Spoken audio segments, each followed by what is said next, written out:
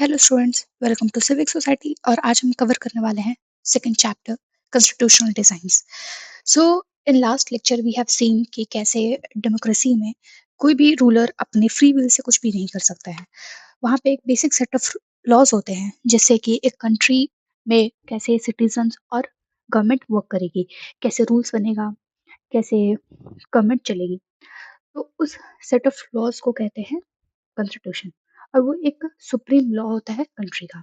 तो constitution determines करती है सिटीजन्स का राइट, गवर्नमेंट का पावर और गवर्नमेंट का फंक्शंस क्या होगा। So in this chapter we will see some basic set of questions, जिसमें कि हमारा फर्स्ट क्वेश्चन रहेगा कि कॉन्स्टिट्यूशन का डिजाइन क्या है, कॉन्स्टिट्यूशन क्या है और हमारा नीड क्या है कॉन्स्टिट्यूशन का। और दूसरा कि कॉन्स्टिट्यूशन बना कैसे, दूसरा बना क्यों और कैसे बना, तीसरा ये कंट्री को कैसे शेप करता है, क्या वैल्यू प्रोवाइड करता है। और लास्ट वी विल सी कि अगर जैसे कि सोसाइटी चेंज हो रही है तो क्या हम कॉन्स्टिट्यूशन को भी चेंज कर सकते हैं if we needed. Also see about कि कैसे साउथ अफ्रीका में कॉन्स्टिट्यूशन बना और कैसे इंडिया में कॉन्स्टिट्यूशन बना। So let's see. एपेथाइड, अब उनके साथ साथ और 7 लोग इस एपेथाइड को फाइट कर रहे थे, जिनको 1964 में लाइफ इम्प्रिजनमेंट मिला था और फिर वो 27 इयर्स बाद उनको वो जेल से बाहर निकले। So what was apartheid? Apartheid एक सिस्टम था जिसमें लोगों को उनके फेशियल कलर से उनको डिस्क्रिमिनेट किया जाता था। सो अब ये सिस्टम आया कहाँ से? तो वाइट यूरोपियंस ने ये सिस्टम इम्पोज करा था। अब 17th और 18th सेंचुरी के दौरा ये ट्रेडिंग से आए थे और इन्होंने साउथ अफ्रीका ऑक्युपाई कर दिया था, जैसे इन्होंने इंडिया को ऑक्युपाई किया था। अब वहाँ पे फिर ये as a local ruler establish हो गए। अब एपाथाइड लोगों को 2 पार्ट में डिवाइड करता था उनके कलर के अकॉर्डिंगली। अब वहाँ पे ब्लैक्स ने ब्लैक्स का पॉपुलेशन 3/4 था, और बाकी जो बचे उनको एज अ कलर्ड कलर्ड करके रिप्रेजेंट किया जाता था। सो अब डिस्क्रिमिनेट किया जाता था एपाथाइड में। अब कैसे डिस्क्रिमिनेट किया जाता था? तो उनको लेबल किया जाता था उनके स्किन से, और ऑल्सो जो नॉन वाइट्स थे, मतलब कि ब्लैक, उनको इन्फीरियर दिखाया जाता था, उनको कोई वोटिंग राइट नहीं मिलता था, उनको जो भी ब्लैक वाइट के एरियाज थे वहाँ पे जाना अलाउ नहीं होता था। और जो भी बेसिक फैसिलिटीज थी, जैसे कि बस हो गया, हॉस्पिटल हो गया, टैक्सीज हो गया, ये सब भी उनके लिए अलग था। उनको ये सब के फैसिलिटीज भी अ, लेने नहीं मिलते थे। फिर जो चर्चेस थे वो भी उनको विजिट करने नहीं मिलता था। और जो भी एसोसिएशंस थे, मतलब प्रोटेस्ट करने के लिए एसोसिएशन तक नहीं बना सकते थे, और किसी भी वाइट के एरिया में जा नहीं सकते थे विदाउट उनके परमिशन के। अब उसके बाद क्या हुआ, 1950s में बहुत ज़्यादा प्रोटेस्ट होने लग गया। प्रोटेस्ट कौन कर रहा था? ब्लैक्स और वाइट सब मिलके प्रोटेस्ट कर रहे थे, और उनको सपोर्ट कौन कर रहा था? African national Congress. अभी प्रोटेस्ट हो क्यों रहा था? क्योंकि उनको जो सेग्रीगेट किया जा रहा था, उनको उनके लिए हो रहा था प्रोटेस्ट। अब फिर ये प्रोटेस्ट को धीरे-धीरे बहुत लोगों ने जॉइन करना चालू कर दिया, जैसे कि वर्कर्स यूनियन जॉइन करने लग गए, कम्युनिस्ट पार्टीज़ वगैरह जॉइन करने लग गए, फिर व्हाइट लोग भी जॉइन करने लग गए। अब the second topic towards a new constitution. अब धीरे-धीरे क्या होने लग गया कि जो व्हाइट रिजीम था, उसका जो पॉलिसीज़ था, वो हटना चालू हो गया। जो डिस्क्रिमिनेशन था, वो धीरे-धीरे कम होने लग गया। और जो रिस्ट्रिक्शंस था, जो कि पॉलिटिकल पार्टी बनाने से बैन हुआ करता था, वो भी हटना चालू कर गया। फिर मीडिया वगैरह भी थोड़ा लाइट होने लग गई। अब जो प्रोटेस्ट हो रहा था, उसके कारण ये सब चीज़ें हुई। अब 28 इयर्स बाद Nelson Mandela as a free man बाहर निकले जेल से। उसके बाद 26 अप्रैल 1964 को उनका नेशनल फ्लैग होस्ट किया गया। एज़ अ रिपब्लिक साउथ बन के वो बाहर आए। साथ में एक न्यू डेमोक्रेसी का भी जन्म हुआ। सो अब एपेथाइड खत्म हो गया था।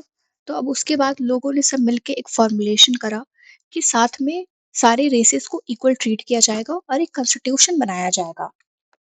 और अब जो भी फ्रीडम स्ट्रगल में थे, जो फ्रीडम फाइट में थे, उन्होंने 2 साल के डिस्कशन डिबेट्स के बाद एक फाइनेस्ट कॉन्स्टिट्यूशन बनाया, जिसमें कि किसी को भी एक्सक्लूड नहीं किया जा रहा था, और जो भी एक्सट्रीमिस्ट थे, सबको एक इक्वल राइट मिलेगा कंट्री में।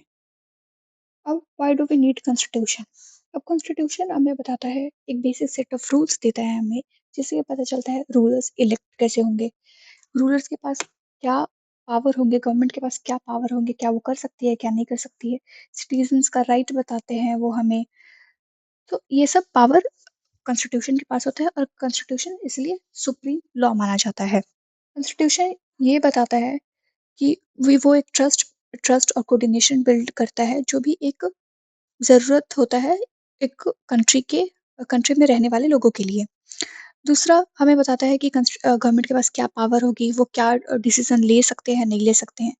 तीसरा एक लिमिट रखता है गवर्नमेंट के ऊपर, और एक सिटीजन्स को राइट देता है, और ऑल्सो एक एस्पिरेशन बनाता है, एक गुड सोसाइटी क्रिएट करने का एस्पिरेशन देता है हम लोग को। अब कंट्री डेमोक्रेटिक हो या ना हो, बट एक बेसिक सेट ऑफ रूल्स होते ही हैं। अब बेसिक रूल्स तो अब हर जगह ही ज़रूरत होता है, क्योंकि एक कोई भी, या तो एक कंट्री हो, कोई या एसोसिएशन हो, या कोई भी सोसाइटी हो, उसको प्रॉपरली वर्क करने के लिए एक रूल्स होते हैं, जिससे कि वो फ्रीली वर्क कर सके। Making of constitution was not such a easy task, जहाँ पे इंडिया, जो कि बहुत डाइवर्स और अलग-अलग थॉट वाले लोग रहते हैं, और ऑल्सो जब हमारा कंट्री एक पार्टीशन से होके निकला था, जो कि एक रिलीजन के बेस्ड पे हमारा पार्टीशन हुआ था, और ऑल्सो उस टाइम बहुत ज़्यादा वॉयलेंस हो रखा था, और हमारे पास जो प्रिंसली स्टेट थे उसको भी मर्ज करने का एक हमारे पास टास्क हो रखा था। तो उसमें constitution banana was not such a easy thing. The path of constitution. अब कॉन्स्टिट्यूशन बनने से पहले ही हमारे कॉन्स्टिट्यूएंट असेंबली मेंबर्स ने कुछ बेसिक सेट ऑफ रूल्स पे पहले ही एग्री कर लिया था, जैसे कि यूनिवर्सल एडल्ट फ्रेंचाइज, फिर right to freedom, right to equality, और फिर राइट टू माइनॉरिटीज पे, कि ये तो होने ही चाहिए। अब गवर्नमेंट ऑफ इंडिया एक्ट क्या है? गवर्नमेंट ऑफ इंडिया एक्ट एक टाइप का कॉन्स्टिट्यूशन है, जो कि ब्रिटिश प्रोविंसेस ने ब्रिटिश इंडिया के लिए बनाया था, जो कि इंडियन कॉन्स्टिट्यूशन आने के बाद रिप्लेस हुआ। सो अब हमारे लीडर्स बहुत सारे अलग-अलग आइडियाज़ से इम्प्रेस्ड थे, जैसे कि फ्रेंच रिवॉल्यूशन का आइडिया, फिर राइट टू बिल, जो कि यूएसए का है, फिर पार्लियामेंट्री डेमोक्रेसी ब्रिटेन का। ये सब अलग-अलग आइडिया से बहुत ज़्यादा इम्प्रेस्ड थे। बट ये भी था उनके माइंड में कि वो इंडिया के लिए सूटेबल होगा कि नहीं होगा, ये सब सारे आइडियाज़। अब constituent assembly. In constituent assembly we will see कि कौन-कौन मेंबर्स थे जिन्होंने मिलके कॉन्स्टिट्यूशन बनाया। Drafting of drafting of document called constitution किनके द्वारा किया गया था? कॉन्स्टिट्यूएंट असेंबली, जो कि एक इलेक्टेड रिप्रेजेंटेटिव थे। अब इलेक्शन कब हुआ था कॉन्स्टिट्यूएंट असेंबली के लिए?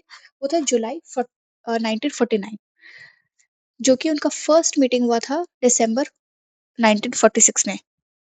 अब कॉन्स्टिट्यूएंट असेंबली में टोटल 229 मेंबर्स थे, जिन्होंने मिलकर कॉन्स्टिट्यूशन बनाया था। अब हमारा कॉन्स्टिट्यूशन 26 नवंबर को अडॉप्ट किया गया था, बट वो इफेक्ट में कब आया? वो इफेक्ट में 26 जनवरी 1950 में आया।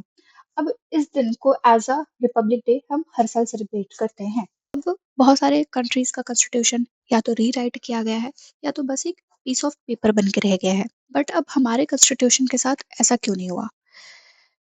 क्योंकि हमारे कॉन्स्टिट्यूशन में भले ही सारे मेंबर्स इलेक्टेड थे, बट स्टिल एक बहुत ही डाइवर्स फॉर्म ऑफ अलग-अलग पॉलिटिकल ग्रुप से लोग लोग थे वहाँ पे, और एक बहुत ही अलग ओपिनियन के साथ सारे लोग आते थे। अलग-अलग लोग रिप्रेजेंट करते थे डिफरेंट रिलीजन के लोग, डिफरेंट लैंग्वेज ग्रुप और कास्ट के लोग भी उसमें उस ग्रुप में थे, उस असेंबली में थे।